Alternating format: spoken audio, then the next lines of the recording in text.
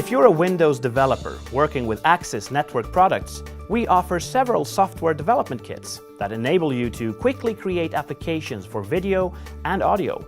The SDKs help you interface with Access cameras, speakers, door stations, even our radar products. The Access Media Control SDK comes with a powerful video control that provides efficient video and audio streaming and rendering in your application.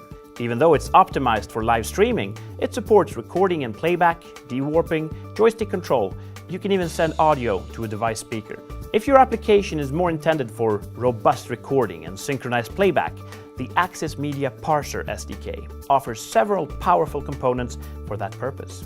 Both SDKs support Motion JPEG, H.264 as well as H.265 compression with synchronized audio.